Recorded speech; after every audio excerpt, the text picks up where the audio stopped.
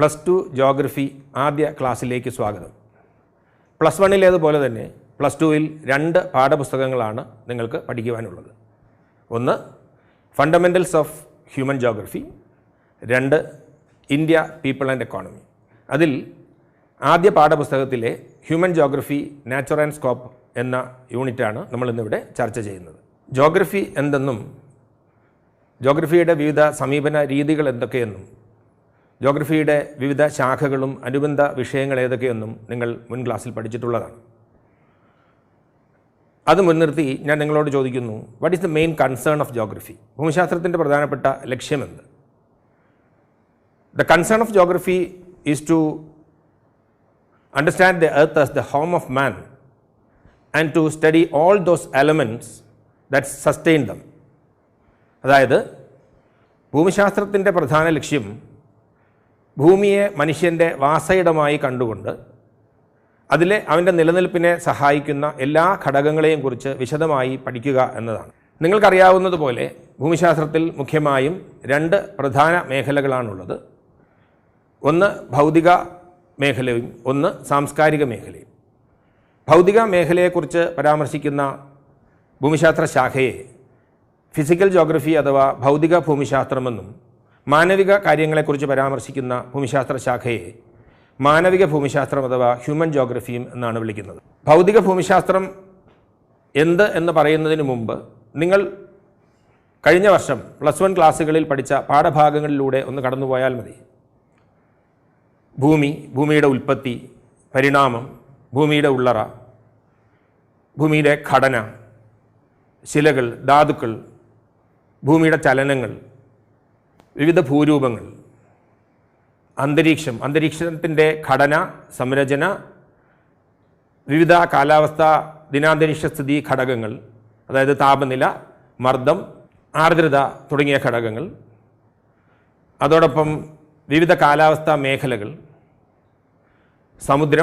സമുദ്രത്തെ സംബന്ധിക്കുന്ന വിവിധ ആസ്പെക്റ്റുകൾ, സമുദ്ര ചലനങ്ങൾ, ജീവമണ്ഡലം തുടങ്ങിയ ആശയങ്ങളാണല്ലോ നിങ്ങൾ മുൻ വർഷത്തിൽ പഠിച്ചിട്ടുള്ളത്. അപ്പോൾ ഭൗതിക ഭൂമിശാസ്ത്രം അല്ലെങ്കിൽ ഫിസിക്കൽ ജോഗ്രഫി എന്ത് എന്ന് നിങ്ങൾക്ക് തന്നെ നിർവചിക്കാനാവും. Physical geography is the study of physical environment which includes lithosphere, hydrosphere, atmosphere and biosphere. ശിലാമണ്ഡലം, ജലമണ്ഡലം, വായുമണ്ഡലം, അന്തരീക്ഷ മണ്ഡലം എന്നീ 4 മണ്ഡലങ്ങളെയും ഉൾക്കൊള്ളുന്ന ഭൗതിക പരിസ്ഥിതിയെക്കുറിച്ചുള്ള പഠനമാണ് ഭൗതിക ഭൂമിശാസ്ത്രം. എന്നാൽ മാനവിക ഭൂമിശാസ്ത്രം എന്തെന്ന് നോക്കാം. Human geography studies the relationship between natural and human worlds. ഭൗതിക പരിസ്ഥിതിയും അല്ലെങ്കിൽ ഭൗതിക ലോകവും മാനവിക ലോകവും തമ്മിലുള്ള പരസ്പര ബന്ധത്തെക്കുറിച്ചും ഭൂമിയിൽ മനുഷ്യപ്രതിഭാസത്തിൻ്റെ വിതരണത്തെ സംബന്ധിച്ചും അവയുടെ ആവിർഭാവത്തെ സംബന്ധിച്ചും ലോകത്തിൻ്റെ വിവിധ ഭാഗങ്ങളിൽ സാമൂഹികവും സാമ്പത്തികവുമായി മനുഷ്യ സമൂഹങ്ങൾക്കിടയിലെ വ്യത്യാസങ്ങളെക്കുറിച്ചും പഠിക്കുന്നതാണ് മാനവിക ഭൂമിശാസ്ത്രം. ഒന്നുകൂടി പറയാം, human geography is concerned with the study of the relationship between nature and human beings, the distribution of human phenomena and how they come about, and also about the social and economic differences between different parts of the world. ഇനി നമ്മൾ മനസ്സിലാക്കേണ്ട മറ്റൊരു പ്രധാനപ്പെട്ട ആശയം dualism in geography, അതായത് ഭൂമിശാസ്ത്രത്തിലെ ദ്വൈതം എന്ന ആശയമാണ്. നിങ്ങൾ കഴിഞ്ഞ വർഷം ഭൂമിശാസ്ത്ര പാഠഭാഗങ്ങളിൽ നിന്ന് മനസ്സിലാക്കിയ പോലെ തന്നെ ഭൂമിശാസ്ത്രത്തിന് 2 സമീപന രീതികളുണ്ട്. ഒന്ന് റീജിയണൽ അപ്രോച്ച് അല്ലെങ്കിൽ പ്രാദേശിക സമീപന രീതി, 2 സിസ്റ്റമാറ്റിക് അപ്രോച്ച് അഥവാ വ്യവസ്ഥാപിത സമീപന രീതി. അപ്പോൾ ഭൂമിശാസ്ത്രത്തിൻ്റെ സമീപനത്തിൽ തന്നെ ഒരു ദ്വൈതം നിലനിൽക്കുന്നതായി നമുക്കറിയാം. അതുപോലെ ഭൂമിശാസ്ത്രം ഉൾക്കൊള്ളുന്ന ആശയങ്ങളെ സംബന്ധിച്ചും ഇത്തരത്തിൽ ഒരു ദ്വൈതവാദം ലോകത്ത് നിലനിൽക്കുന്നുണ്ട്. അതായത് ഭൂമിശാസ്ത്രം എന്നത് ഒരു മാനവിക വിഷയമാണോ ഒരു ഭൗതിക വിഷയമാണോ? അതുപോലെ ഭൂമിശാസ്ത്രത്തിൻ്റെ സ്വഭാവം സംബന്ധിച്ച് ഭൂമിശാസ്ത്രം ഒരു തിയററ്റിക്കൽ വിഷയം അല്ലെങ്കിൽ സൈദ്ധാന്തിക വിഷയമാണോ അതോ ഭൂമിശാസ്ത്രം ഒരു ഡിസ്ക്രിപ്റ്റീവ് അല്ലെങ്കിൽ വിവരണാത്മക വിഷയമാണോ എന്ന ദ്വൈത സ്വഭാവം ഭൂമിശാസ്ത്ര ചിന്താധാരയിൽ ഉടനീളം ചർച്ചയ്ക്ക് വിധേയമായിക്കൊണ്ടിരിക്കുന്ന വസ്തുതയാണ്. എങ്കിലും നമുക്ക് പറയാം, മനുഷ്യൻ പരിസ്ഥിതിയുടെ അവിഭാജ്യ ഘടകമായതുകൊണ്ട് തന്നെ ഇത്തരത്തിൽ ഭൂമിശാസ്ത്രം മാനവിക വിഷയമാണോ ഭൗതിക വിഷയമാണോ എന്ന ചർച്ചയ്ക്ക് പ്രസക്തിയില്ല എന്ന് നമുക്ക് അറിയാം. ഇതിനെയാണ് ഭൂമിശാസ്ത്രത്തിലെ ദ്വൈതം അഥവാ ഡ്യുവലിസം ഇൻ ജോഗ്രഫി എന്ന് വിളിക്കുന്നത്. ഇത് 3 ചോദ്യങ്ങളിലൂടെ നിങ്ങൾക്കൊന്നുകൂടി ഞാൻ വ്യക്തമാക്കാം. Whether geography as A discipline is law making or descriptive. ഒരു പ്രത്യേക വിഷയമെന്ന നിലയിൽ ഭൂമിശാസ്ത്രം ഒരു നിയമനിർമ്മാണ ശാസ്ത്രമാണോ അതോ വിവരണാത്മക വിഷയമാണോ? Whether the approach of geography is regional or systematic. ഭൂമിശാസ്ത്രത്തിൻ്റെ സമീപനം പ്രാദേശിക സമീപനമാണോ വ്യവസ്ഥാപിത സമീപനമാണോ? Whether the content of geography is physical or human. Let us go to some definitions given by some famous scholars to human geography. Ratzel മാനവിക ഭൂമിശാസ്ത്രത്തെ നിർവചിച്ചിട്ടുള്ളത് നോക്കൂ. Human geography is the synthetic study of relationship between human societies and the earth surface. ഭൗമോപരിതലവും മനുഷ്യ സമൂഹങ്ങളും തമ്മിലുള്ള പരസ്പര ബന്ധത്തിൻ്റെ സമന്വിത പഠനമാണ് മാനവിക ഭൂമിശാസ്ത്രം എന്നാണ് റൈറ്റ്സെൽ നിർവചിക്കുന്നത്. ഇവിടെ സിന്തസിസ് അല്ലെങ്കിൽ സമന്വയം എന്നതിനാണ് റൈറ്റ്സെൽ ഊന്നൽ നൽകിയിട്ടുള്ളത് എന്നതാണ് ശ്രദ്ധേയം. റൈറ്റ്സെലിൻ്റെ പിൻഗാമിയായ LNC സെമ്പിൾ മാനവിക ഭൂമിശാസ്ത്രത്തെ നിർവചിക്കുന്നത് നോക്കൂ. Human geography is the study of changing relationship between unresting man and unstable earth. വിശ്രമമില്ലാത്ത മനുഷ്യനും അസ്ഥിരമായ ഭൂമിയും തമ്മിലുള്ള സദാ മാറിക്കൊണ്ടിരിക്കുന്ന പരസ്പര ബന്ധത്തെ കുറിക്കുന്ന പഠനമാണ് മാനവിക ഭൂമിശാസ്ത്രം. ഇവിടെ സെമ്പിൾ പ്രത്യേക ഊന്നൽ നൽകുന്നത് ഡൈനാമിസം അല്ലെങ്കിൽ ചലനാത്മകത എന്നതിനാണ്. ഇനി പോൾ വിഡൽ ഡീല ബ്ലാഷെ അദ്ദേഹം മാനവിക ഭൂമിശാസ്ത്രത്തിന് നൽകുന്ന നിർവചനം, it's A Concepcion resulting from A more synthetic knowledge of physical laws governing the earth and of the relationship between the living beings which inhabit it.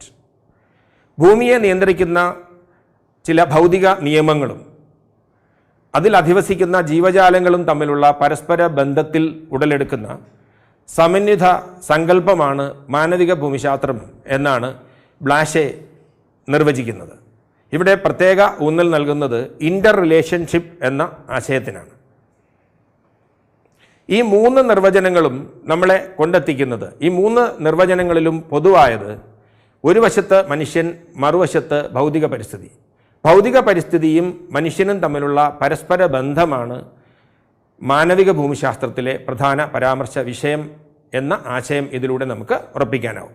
Let us go to the nature of human geography. Human geography studies the interrelationship between the physical environment and the socio-cultural environment created by human beings through mutual interaction with each other. അതായത് ഒരു വശത്ത് ഭൗതിക പരിസ്ഥിതിയും അതേ ഭൗതിക പരിസ്ഥിതിയിലെ അവസരങ്ങളെ ഉപയോഗപ്പെടുത്തിക്കൊണ്ട് മനുഷ്യൻ സൃഷ്ടിച്ചിട്ടുള്ള സാംസ്കാരിക പരിസ്ഥിതിയും തമ്മിലുള്ള പരസ്പര ബന്ധമാണല്ലോ മാനവിക ഭൂമിശാസ്ത്ര പഠനം. അങ്ങനെയെങ്കിൽ നമുക്ക് ഒരു പ്രവർത്തനത്തിലേക്ക് കടക്കാം.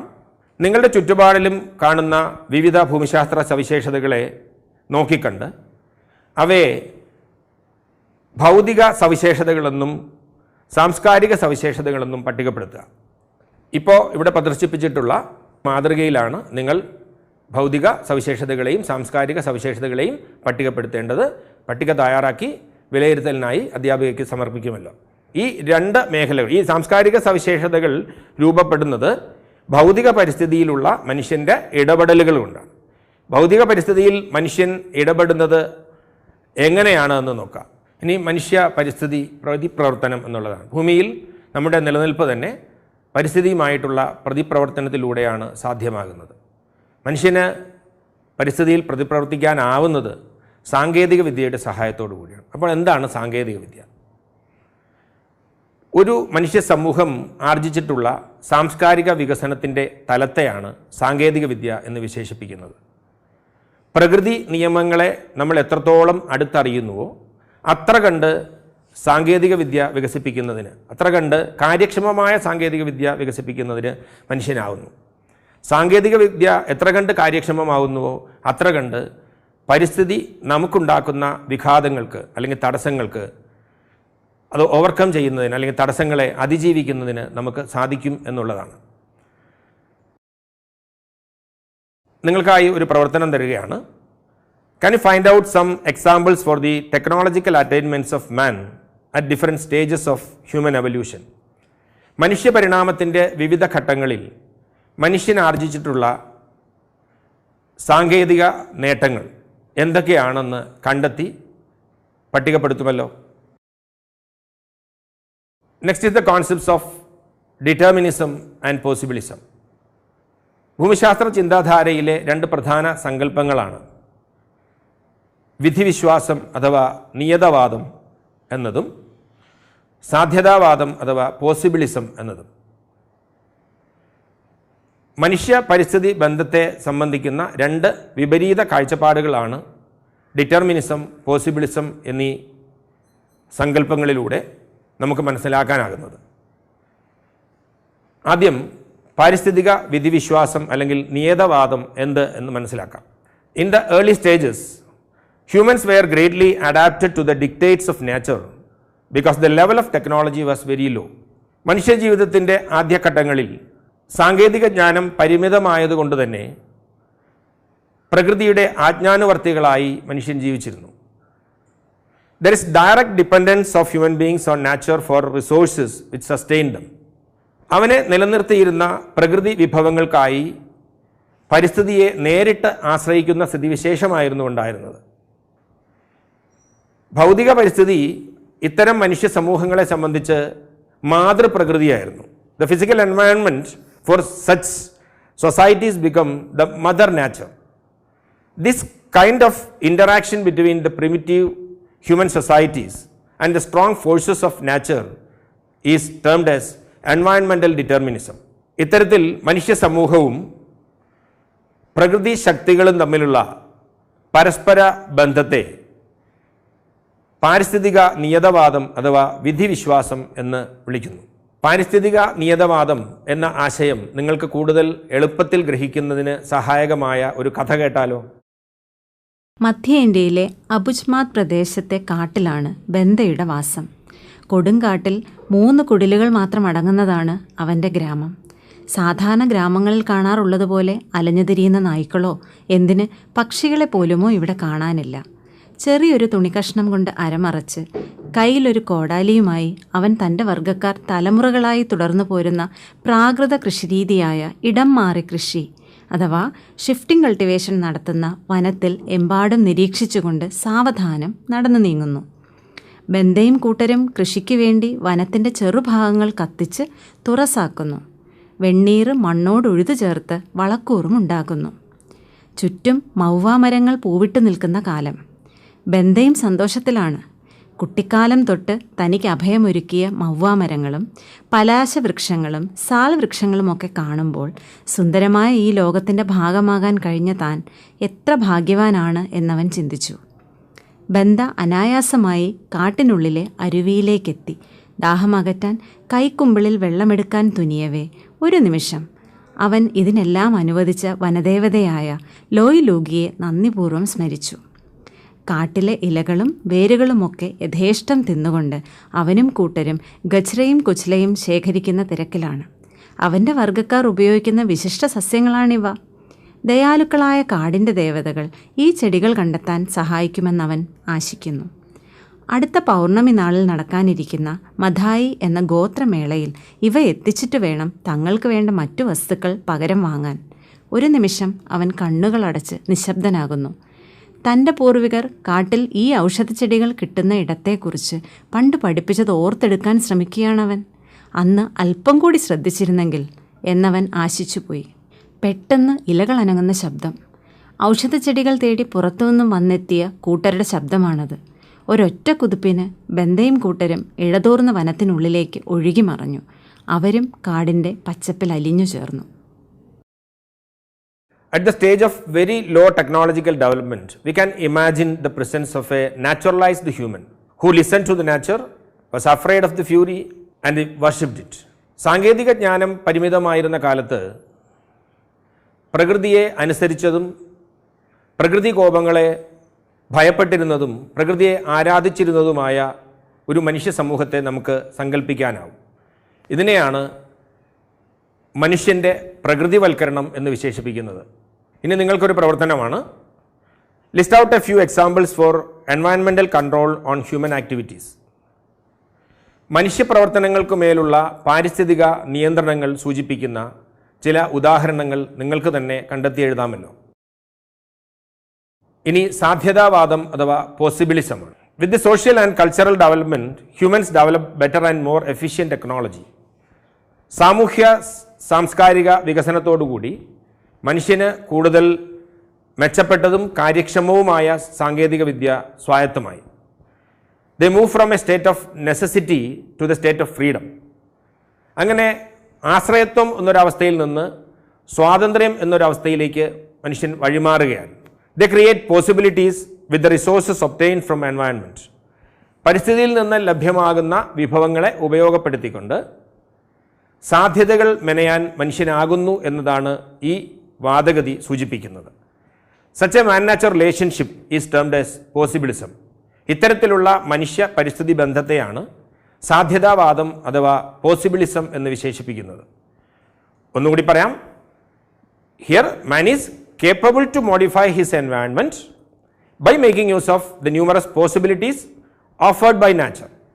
പ്രകൃതി നമുക്ക് തരുന്ന അവസരങ്ങളെ ഉപയോഗപ്പെടുത്തിക്കൊണ്ട് നമുക്കിഷ്ടാനുസരണം പരിസ്ഥിതിയിൽ മാറ്റങ്ങൾ വരുത്തി ജീവിക്കാൻ പ്രാപ്തനാണ് മനുഷ്യൻ എന്നാണ് സാധ്യതാവാദം സൂചിപ്പിക്കുന്നത്.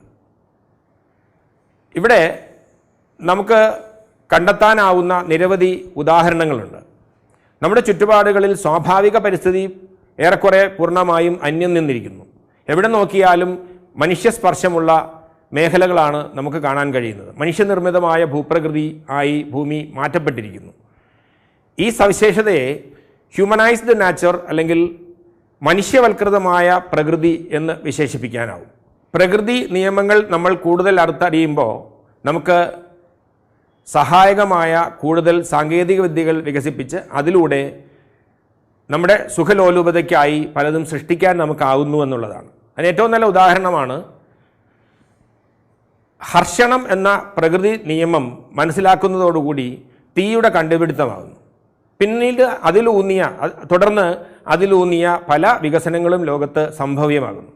എയറോഡൈനാമിക്സ് എന്ന ആശയത്തിൽ നിന്നാണ് ഇന്ന് നമ്മൾ ലോകത്ത് അതിവേഗം സഞ്ചരിക്കാനാകുന്ന സൂപ്പർസോണിക് വിമാനങ്ങളുടെ വരെ വികസനം ഉണ്ടായിട്ടുള്ളത്.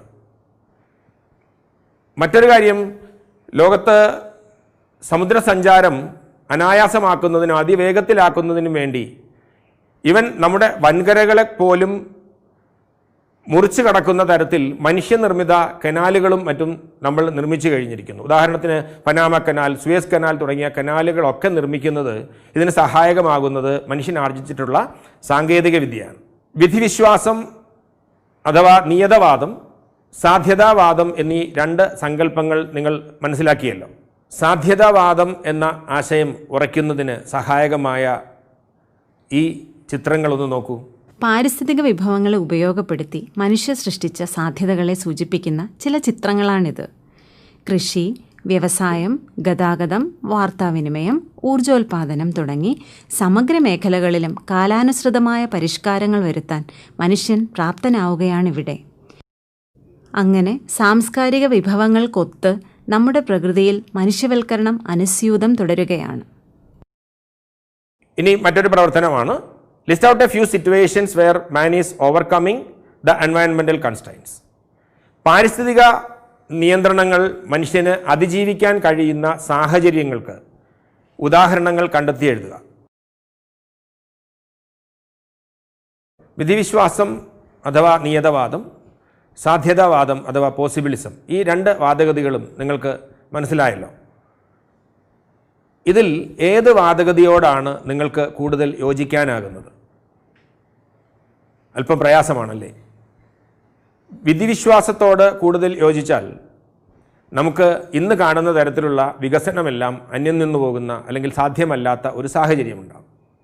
എന്നാൽ സാധ്യതാവാദത്തോട് നമ്മൾ കൂടുതൽ യോജിക്കുകയാണെങ്കിൽ പരിസ്ഥിതിക്ക് വിരുദ്ധമായ പ്രവർത്തനങ്ങളിലേക്ക് നമ്മൾ ഏർപ്പെടേണ്ടതായും വരും. അപ്പോൾ നമുക്ക് വേണ്ടത് ഇത് രണ്ടും ബാലൻസ് ചെയ്യുന്ന, ഇതിന് മധ്യമാർഗം നിൽക്കുന്ന ഒരു പുതിയ വാദഗതിയാണ്. ഓസ്ട്രേലിയൻ ഭൂമിശാസ്ത്രജ്ഞനായ ഗ്രിഫിത്ത് ടൈലർ അങ്ങനെ ഒരു വാദഗതി അവതരിപ്പിക്കുന്നു. ഇതിനെ നവനിയതവാദം അഥവാ നിയോ ഡിറ്റർമിനിസം എന്നാണ് വിളിക്കുന്നത്. The concept reflects a middle path between the ideas of determinism and possibilism. വിധിവിശ്വാസം, സാധ്യതാവാദം എന്നീ ആശയങ്ങൾക്ക് മധ്യേ നിൽക്കുന്ന, രണ്ടിനെയും സന്തുലിതമാക്കുന്ന ഒരു വാദഗതിയാണിത്. ഈ വാദഗതി അനുസരിച്ച് neither is there a situation of absolute necessity nor is there a condition of absolute freedom. വിധിവിശ്വാസത്തിൽ പറയുന്നത് പോലെ പൂർണ്ണമായ ആശ്രയത്വം അല്ലെങ്കിൽ പൂർണ്ണമായ സാധ്യതാവാദത്തിൽ പറയുന്നത് പോലെ പൂർണ്ണമായ സ്വാതന്ത്ര്യം എന്നൊരവസ്ഥ ഇല്ല.